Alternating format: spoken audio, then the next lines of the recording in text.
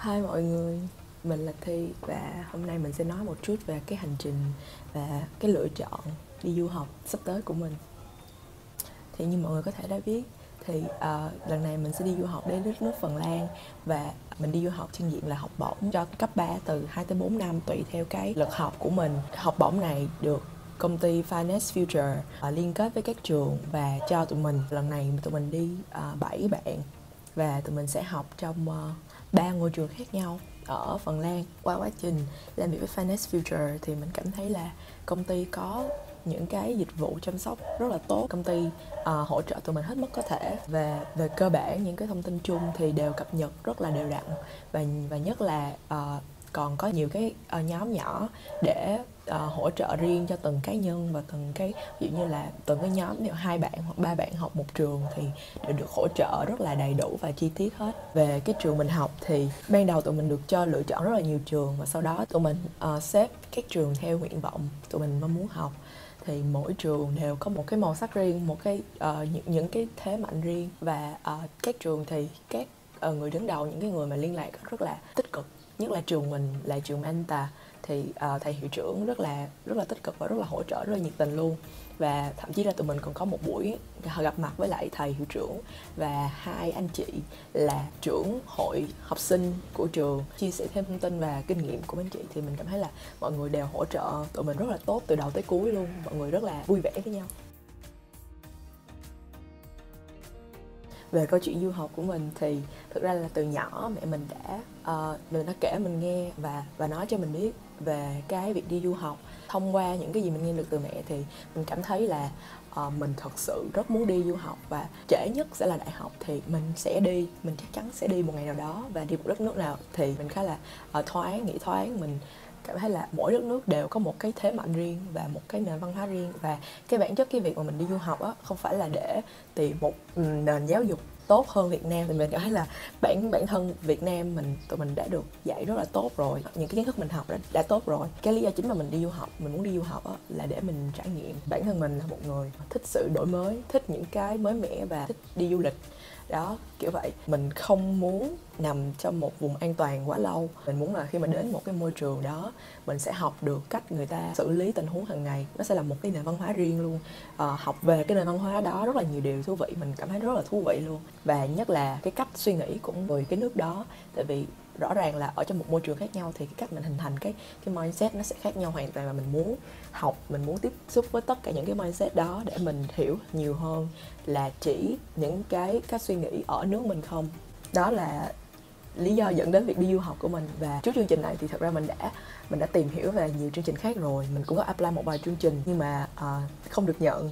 Thì tới chương trình này, ban đầu là mình cái quyết định của mình đó nó xảy ra trong vòng 2 ngày, chưa tới 2 ngày thì nó rất là lẹ, nhưng mà mình cảm thấy là tại vì đơn giản là mình không mất gì hết và mình được nhận nhiều thứ. Và thậm chí là cái việc mà mình phải học tiếng Phần thì nó là một cái thử thách, đúng, nhưng mà bên cạnh nó là một cái thử thách thì nó là một cơ hội. Mình nhìn vào cái vé cơ hội, mình thấy nó nhiều hơn, nên là cuối cùng mình đã quyết định và mình đi tới đây. Mình thật sự nghĩ là kiểu bản thân mình và những bạn cùng tuổi với mình, tụi mình chỉ còn 20 mấy năm tuổi trẻ nữa, và những cái năm đó là những cái năm mà tuyệt vời nhất cuộc đời tụi mình. Kiểu nó rất là mới, mọi thứ đều mới và mọi thứ đều thách thức, và tụi mình đủ sức và dám làm. Nên là mình cảm thấy là trong bấy nhiêu năm đó, bản thân mình sẽ tìm kiếm cơ hội, mình sẽ trải nghiệm những điều mới tới cùng, mình sẽ đi du lịch thật nhiều vì đó là điều mình thích. Sau này thì nếu có cơ hội mình cũng mong muốn được học ở một vài nước mới nữa. Đó cũng là một thử thách đặt ra cho anh Thi nha anh Thi. Nhắn nhủ tới mọi người thì mình biết là có những bạn sẽ tham gia hoặc là đang lưỡng lự khi tham gia vào chương trình này vì nhiều lý do khác nhau. Có thể là vì bố mẹ các bạn giới thiệu, hoặc là do bạn thấy bạn bè mình đi xong mình cũng muốn đi theo, hoặc là bản thân các bạn thật sự muốn. Thì mình thật sự muốn nói là hãy suy nghĩ kỹ và thật sự biết là mình đang cần gì, mình đang tìm kiếm cái gì. Và rồi thì nếu như mà trên từ ban đầu bạn có một cái suy nghĩ giống mình là mình rất là thích đi, mình sẽ đi du học bằng mọi cách kiểu vậy, thì apply ngay vào luôn, đi tìm kiếm ngay vào luôn, ngay bây giờ. Bất cứ cơ hội nào bạn phải tìm thì nó mới có, hoặc là mọi thứ nó có thể đến bất ngờ nhưng mà bạn phải cố gắng thì bạn mới hoàn thành được.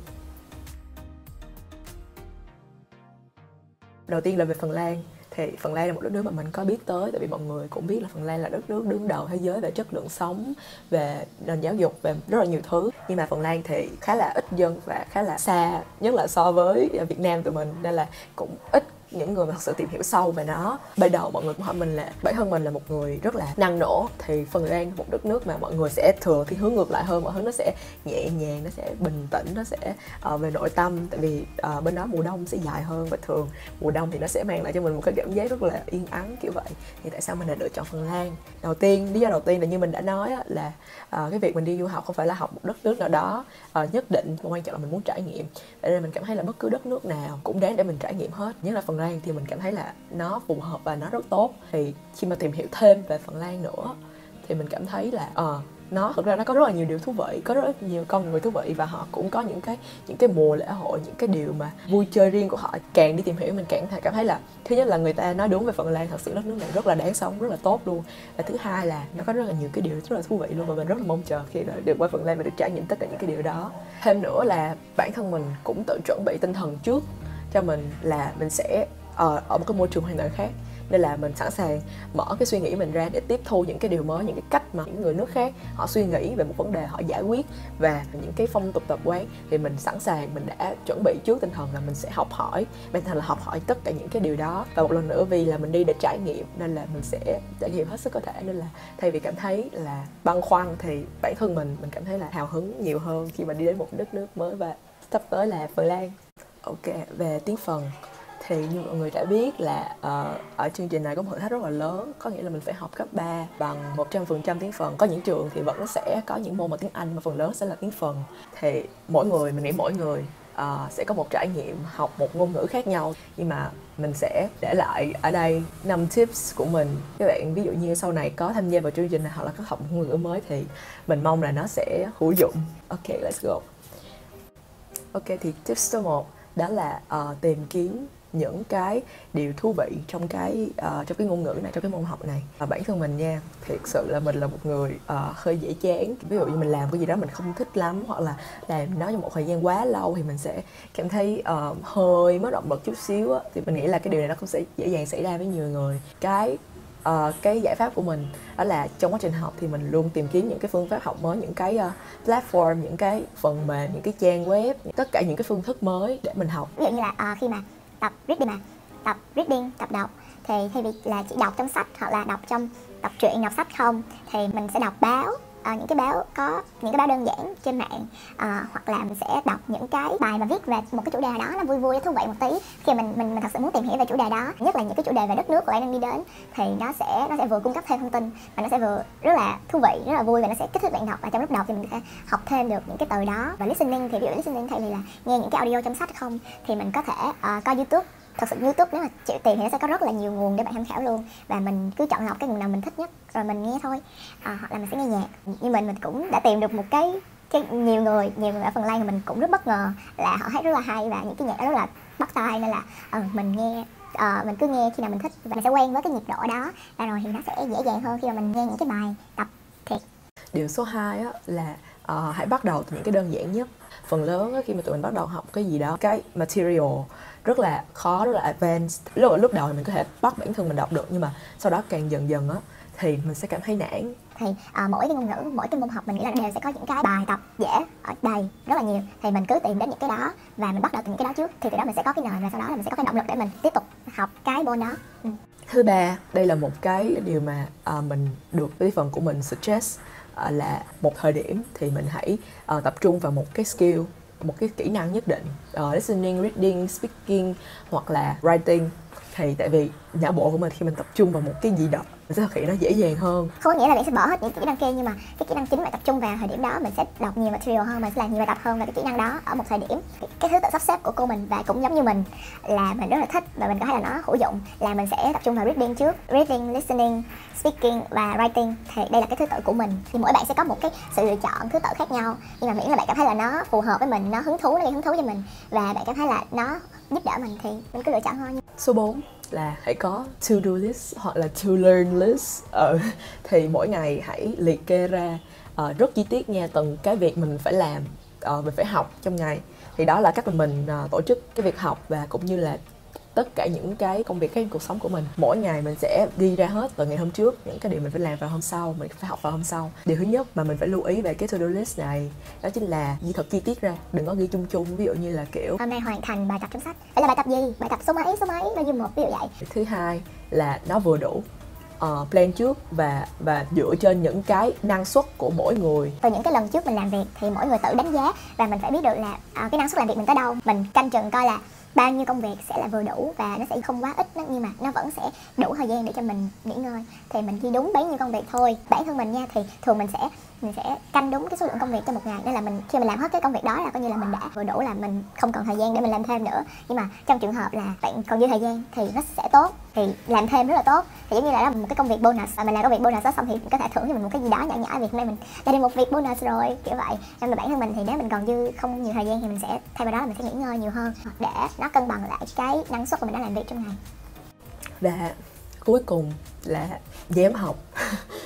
Nghe nó weird quá nhưng mà nói chi tiết hơn, có nghĩa là mình hãy tận dụng hết tất cả các cơ hội để nói chuyện, để speaking với lại giáo viên, với lại những người bạn mình học nhóm chung. Mình hãy tận dụng hết tất cả các cơ hội đó và thật sự tự tin khi mà làm cái điều đó. Mình thật sự nghĩ là kỹ năng speaking nói riêng và việc học một ngôn ngữ mới nói chung, nó đòi hỏi ở cái việc mà mình flexible, cái việc dám thực hiện, vì nó là một cái mới mà. Ví dụ trong thời gian speaking đi, trong khi bạn luyện speaking đi thì cô sẽ là cô người bản xứ, nên là mình sẽ học được rất là nhiều điều từ cô nha. Thì cái action của tiếng Phần thì nó không quá khó, nên là mình cảm thấy thì tất cả những giáo viên của mình, dù là người Việt hay là người Phần Lan, thì đều có những cái action rất là hay. Thì mình hãy nói rất có thể, tại vì mình bỏ thời gian, bỏ những cái đầu tư của mình vào để mình được học với cô, thì đó sẽ là cái cơ hội và cái quyền của mình để mình nói nhiều hết sức có thể. Đừng có lo sai, đừng có lo là những bạn khác trong lớp sẽ đánh giá mình không, tại vì mọi người đều đang ở cái trình độ giống nhau và sẽ không có ai nghĩ điều đó đâu, sẽ không có ai nghĩ đâu nói thiệt. Nên là hãy tận dụng cơ hội nói nhiều hết sức có thể, cứ nói đi. Cái trình độ mình không thể nào nói một câu mà nó đúng hoàn toàn như người nước người ta được, chắc chắn sẽ có lỗi sai, nhưng mà quan trọng mình biểu đạt được cái thông tin mà mình muốn nói với cô, đó là cái điều rất là tốt rồi. Sau khi hết 5 tips rồi thì bây giờ mình sẽ có thêm 2 cái tips nhỏ. Thì cái này là việc mình rút ra được từ cái quá trình học cá nhân của mình. Thì đầu tiên, số 1 đó chính là bản thân mình nha, một người rất là lười học ghi nhớ, rất là lười học từ vựng. Rồi ví dụ bắt mình lấy một cái trang giấy ra xong rồi ngồi, xong rồi nhìn nguyên một cái list rồi xong rồi học, thì đối với mình rất là một cái cực hình thật sự. Nên là mình đã đi tìm kiếm rất là nhiều những cái phương thức học mới. Mình đã học qua những cái word card, hoặc là mình đã học rất là nhiều cách rồi, và cuối cùng thì mình vẫn hài lòng nhất với cách này. Có nghĩa là mình học qua việc đọc, mình đọc sách, đọc báo, đọc những cái articles về những cái điều specific, hoặc là đọc về những cái overall information, những cái thông tin cơ bản trong cái môn học nào đó. Ở trên mạng có rất là nhiều những cái link cái đó cho những cái người nhập cư hoặc là những người đang học ngôn ngữ. Lúc mà đọc là mình tập trung hoàn toàn 100-200% để mình vừa đọc và vừa ghi nhớ từ vựng trong đó luôn. Thì mình sẽ đọc và search nghĩa từ cùng một lúc, và mình sẽ học từ thông qua trong khi mình đọc. Một vài ngày sau mình sẽ lật lại, mình sẽ xem lại những cái từ đó. Phần lớn là khi mình học là mình học thông qua khi việc mình đọc, còn mình rất là ít khi mà học thuộc lòng theo kiểu là mở sách ra xong rồi học. Thì đó là một cái tip nhỏ cho những bạn cũng lười học từ giống mình. Và thứ hai là have fun và relax khi mà mình học. Phải thật thư giãn và thật cảm thấy vui và thoải mái. Tại vì bản thân mình biết đó, là mình sẽ làm rất tốt một việc gì đó khi mà mình thích cái việc đó. Ví dụ như là mình trước đây mình học tiếng Hàn thì mình học rất là lẹ, rất là thoải mái, tại vì mình rất là thích cái văn hóa Hàn Quốc. Thì đó là lý do tại sao mà mục tiêu mình đặt ra cho cái việc mình học tiếng Phần á, là mình sẽ tìm cách để cảm thấy yêu thích cái ngôn ngữ này. Tại vì lúc đó mình sẽ học rất là dễ và mình sẽ có động lực, và cũng như là tìm những cái phương thức học để cho nó thoải mái nhất, để mình không cảm thấy áp lực khi mà học. Ban đầu thì mình học rất là nhiều, tại vì lúc đầu khi mà có sự cạnh tranh đó giữa các bạn trong chương trình với nhau thì mình bị một cái tình huống là mình so sánh bản thân mình, cái thực lực của mình với các bạn khác, và mình học rất là nhiều, mình cứ đẩy mình học càng nhiều trong một ngày càng tốt. Và rồi mình dẫn đến tình trạng là mình bị hơi stress một chút, và mình cảm thấy là mình nản cái ngôn ngữ này, mình nản cái việc này. Và sau đó khi mà mình tạm dừng một vài ngày, mình ngồi lại, mình suy nghĩ lại về cái việc học của mình á, thì mình mới bắt đầu thay đổi lại. Mình cân bằng một ngày học của mình sẽ bao nhiêu tiếng học thì bao nhiêu đó tiếng nghỉ ngơi, nó sẽ còn làm tăng cái hiệu quả hơn. Tại mình không cần số lượng, bạn cứ ngồi học 8, 10 mấy tiếng một ngày, nhưng mà trong những cái lúc đó mình cảm thấy mệt mỏi hoặc là chán nản thì cái chất lượng của những cái gì mình có thể tiếp thu vào đầu nó cũng không có bao nhiêu hết. Mà thay vào đó thì bản thân mình cân bằng những cái thời gian trong ngày của mình, và mình have fun, mình vừa học mình vừa nhún nhảy, tại vì mình rất là thích nhảy, mình rất là thích hát, rất là thích âm nhạc, mình có thể bật nhạc. Miễn là mình cảm thấy thoải mái với cái việc mình đang làm thì nó sẽ thu lệ hơn. Ok, và nãy giờ mình nói cũng hơi nhiều rồi, nên là bây giờ mình sẽ vô vài lời nhắn nhủ cuối cùng tới mọi người ví dụ như là đang đi tìm kiếm, hoặc là đang tham khảo cái việc đi du học, hoặc là đang chuẩn bị đăng ký, hoặc là đã đăng ký và chuẩn bị tham gia cái chương trình du học này của Finance Future. Thì mình có một câu nói mà mình rất là tâm đắc, được một những câu nói mà mình thích nhất, đó là bạn sẽ trượt 100% những phát súng mà bạn không bắn, của Wayne Gretzky. Thì đó, Ý nghĩa của câu nói nó nằm ở đó rồi. Có nghĩa là nếu mà thật sự đã biết là mình muốn cái gì, như hồi nãy mình nói, thật sự tìm ra được điều mình muốn gì và mình muốn đi du học, mình muốn làm cái điều này thì làm luôn đi, đừng có chần chừ nữa. Sẽ có những cơ hội sẽ đến một lần thôi và mình không có quá nhiều thời gian để chần chờ. Và đừng quá lo ngại, đừng đặt ra quá nhiều câu hỏi.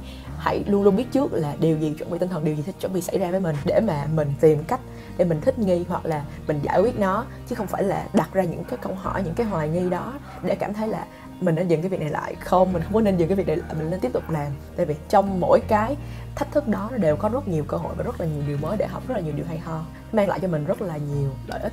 Nên là hãy cứ làm đi, đừng suy nghĩ quá nhiều nữa, làm đi, chỉ có vậy thôi.